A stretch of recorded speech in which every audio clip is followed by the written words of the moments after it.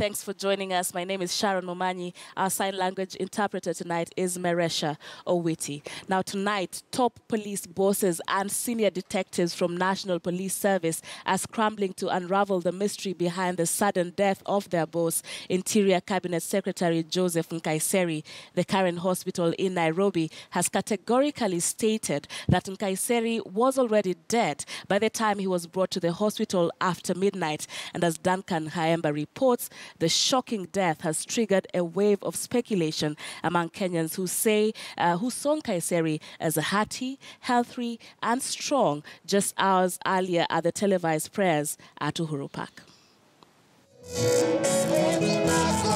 This was on Friday, July 7th at Uhuru Park grounds as Interior Cabinet Secretary Major General retired Joseph Nkaissery arrived in readiness to receive the president for a prayer service for the forthcoming general election. The CS was part of the service from the beginning to the end. Few hours later, he is dead. A death that has caught many by surprise. Senior detectives have visited the Bomas of Kenya, one of the places Nkaissery was last night, and his current home, both taken as scenes of crime as investigations get underway. Reliable sources have confirmed that on Friday morning, the late CS reported to his official office at Harambee House. After handling a few administrative issues, his diary indicates that he left for the Moi International Sports Center Kasarani to inspect the venue, which will host upcoming World Junior Athletic Championships. From Kasarani, Nkaissery went to Nairobi Serena Hotel briefly before crossing over to the adjacent Uhuru Park grounds to secure the venue ahead of the president's arrival for the prayer service. After the service, he left for his private office at the Nyayo House, where he remained for the better part of the day until 6 p.m. when he left for the Bomas of Kenya to join friends said to have invited him for dinner. He remained here until around 10 p.m. when he went to his home in Hadi area within Karen. Upon arrival, the late Nkaissery is said to have briefed his security detail of his planned activities on Saturday, which entailed leaving early for his home in Ilbisil, Kajiado County, where he was to preside over a fundraiser for needy students.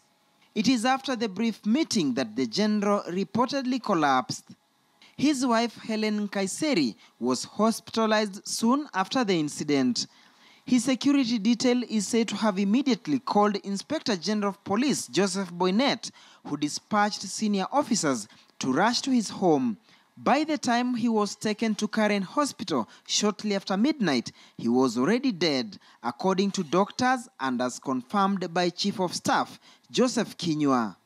I was called by the doctor, and the doctor said he complained and he was dashed to the hospital. Unfortunately, immediately after reaching there, it took only a short while, then he passed away. So let's await. We don't want to speculate. Okay. In his address to the nation, President Uhuru Kenyatta called for calm as investigations get underway.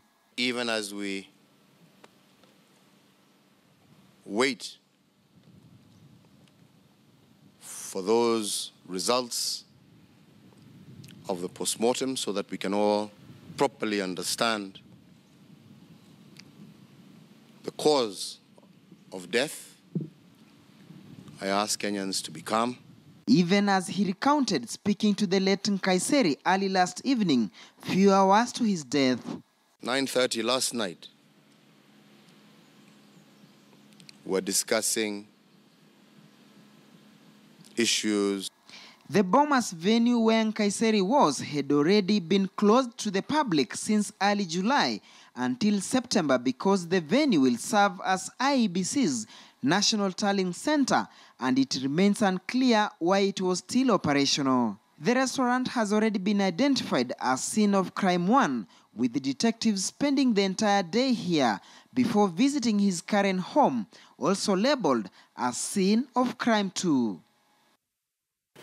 As of now, 2 locations are being treated as scenes of crime: a restaurant at the Bomas of Kenya and his home behind me, where he collapsed. Duncan Haemba, KTN News, Nairobi. And Kenyans are still trying to come to terms with the death of Interior Cabinet Secretary Joseph Nkaissery. And as Murimi Mwangi now reports, leaders from across the political divide have expressed